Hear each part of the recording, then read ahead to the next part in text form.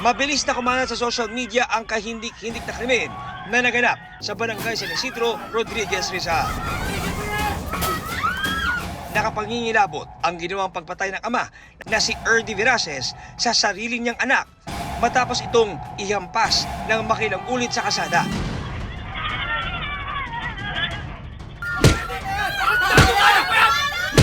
Ilang residente rin ang nagtangkang lumapit sa suspect pero wala silang nagawa.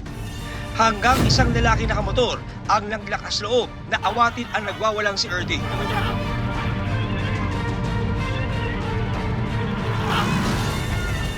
Sa puntong yun, kinuyog na ng mga residente ang suspect na si Erdy.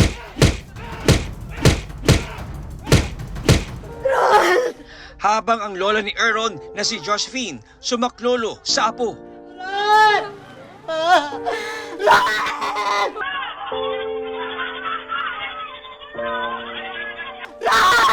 Tulong! Tulungan niyo kami para maman!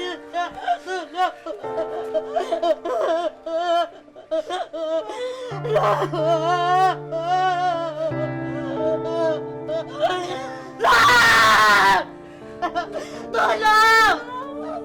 Tulungan niyo kami!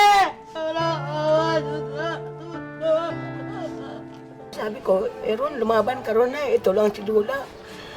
Pag malapit na po kami dyan sa pamantasan, sumagot pa po talaga na, Lola, sabi niya. Naisugod pa sa ospital ang 7 taong gulang na si Aaron, pero Time of death, 10:18 a.m. binawian din ito ng buhay. Pasensya na po ha. Ginawa na po namin ang lahat ng makakaya namin. Talagang hindi na po talaga kailangan po. Hindi! Hindi! Patay ang apo ko!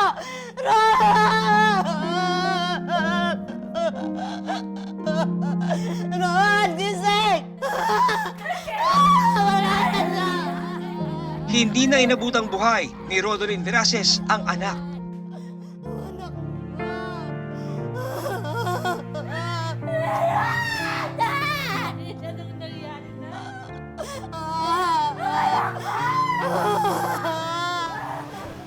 Awang-awa po ako. Halos magalumpasay ako doon na nakita ko siya na nakahiga na siya.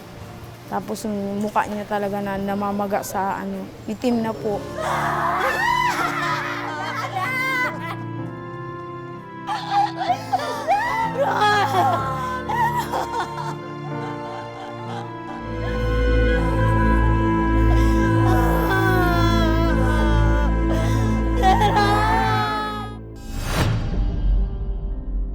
Puro sa ulo, critical area nung bata yung tama niya. Kaya din siguro siya idineklara agad na dead on arrival ng doktor. Anong nangyari?